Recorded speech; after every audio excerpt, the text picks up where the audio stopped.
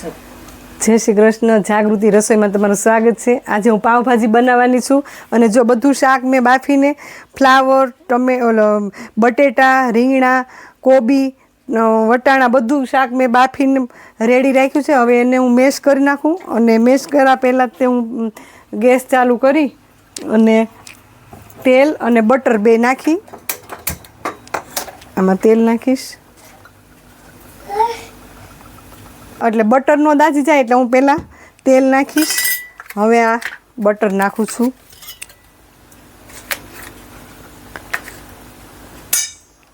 સીધું તેલ નાખ્યું અને હવે આ ગરમ થાય ત્યાં સુધીમાં હું આ મેશ કરી નાખું।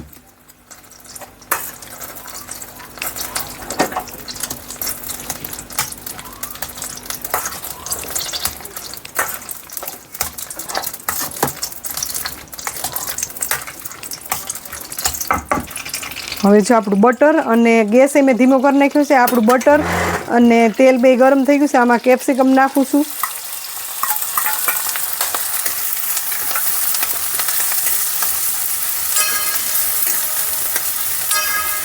ટમેટા નાખીશ।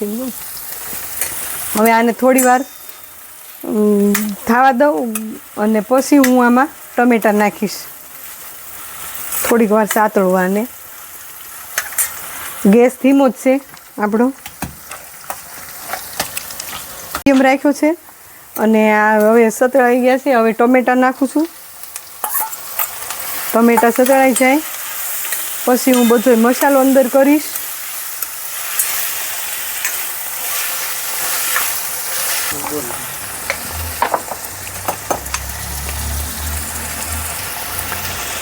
હવે આ ટમેટા પૂરતું ને કેપ્સિકમ પૂરતું તે થોડુંક મીઠું નાખું છું એટલે આ બધા શાકભાજી હોય આપણા ગળી જાય એટલે અત્યારે થોડું જ મીઠું નાખીશ મેં।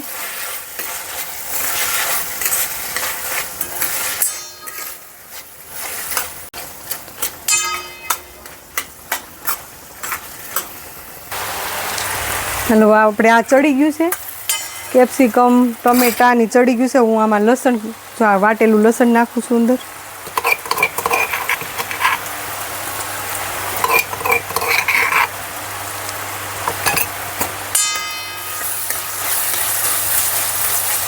આપણે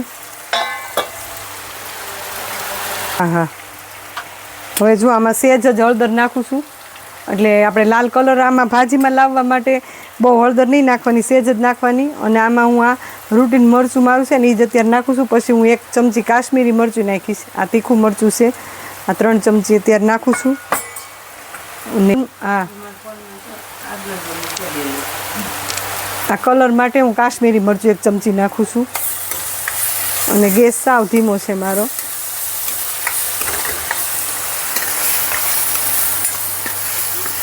જો આપણે આ રૂટીન મસાલા કરી નાખ્યા છે। હવે છે ને હું આ બાફેલું શાકભાજી મેં તૈયાર કર્યું હતું, રેડી કર્યું હતું, એ અત્યારે આમાં બધું નાખું છું। અને આમાં મીઠું નાખ્યું હતું, ઓલામાં સહેજ મીઠું નાખ્યું મેં, બાફામાં મીઠું નાખેલું છે એટલે મીઠું નથી નાખતી અત્યારે, બીજા મસાલા બધા નાખ્યા છે। જો આ ત્યારે પાવભાજી આપણી આ રેડી થઈ ગઈ છે, પણ બહુ નહીં, હજી તો ઉકળવા દેવાની છે, તેલ છૂટું પડે ત્યાં સુધી। અને હવે આમાં હું પાવભાજી મસાલો નાખું છું 1 ચમચી, 1 જ ચમચી નાખું છું સ્વાદ પ્રમાણે। જો તમે વધારે તમારે નાખવું હોય તો નાખી શકો। અને સાવ રેડી થઈ જાય પછી હું ઉપર બટર નાખીશ।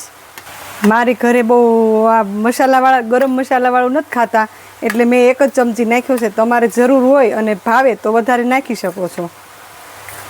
જો આપણે આ હવે ઉકળી ગઈ છે અને તેલ બહાર છૂટું પડી ગયું છે, તેલ બહાર આવી ગયું છે। હવે હું આમાં બટર નાખું છું। જો આ બટર તમે વધારે નાખી શકો આમાં બટર, અને હું આટલું નાખું છું, તમે જેટલું નાખવું એટલું નાખવાનું। અને હવે આ થઈ જાય એટલે પછી લાસ્ટમાં હું છે ને લીંબુ નાખીશ, 1 લીંબુ। ને તમે જમતી વખતે તમારે લીંબુ નાખવું હોય તો વધારે નાખી શકો, જમતી વખતે આપણે લીંબુ નાખી શકીએ। જો આ મારે થઈ ગયું છે હવે અત્યારે આ પાવભાજી બરોબર, ભાજી મારી રેડી તૈયાર થઈ ગઈ છે। ભાજી રેડી થઈ ગઈ છે અને હવે આ હું પાવ તળું છું, ઓલા મસાલાવાળા કરું છું। જો તમે કરી શકો બટરમાં તે, પણ હું અત્યારે મારા ઘરે બટર ઓછું ખાય છે એટલે તેલ બટર ભેગું કરીને કરી શકું। હું અત્યારે નકરા તેલમાં જ કરું છું। હવે તેલ આવી જાય એટલે હું જીરું નાખીશ। જીરું સેજ જ નાખ, તેલ આવે પછી જીરું નાખીશું. સેજ જ હળદર નાખવાની, સેજ આમથી સેજ જ હળદર નાખી અને ગેસ ધીમો કરી અને સેજ મરચું નાખી દઉં અને ધાણા જીરું.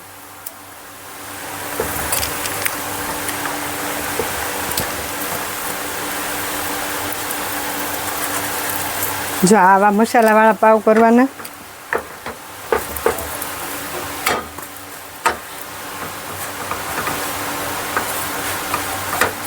હા, જો આ મસાલાવાળા પાવ થઈ ગયા છે. આપણે આમાં કાઢી લઈએ અને હવે બીજા હું તળી નાખીશ.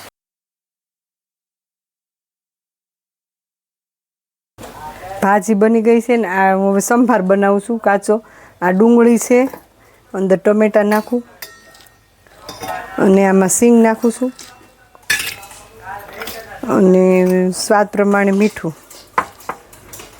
અને મરચું 1 ચમચી અને ધાણા જીરું 1 ચમચી અને દળેલી ખાંડ 1 ચમચી. સંભાર હલાવી નાખીએ. આપણે કાચો જ રાખવાનો છે સંભાર.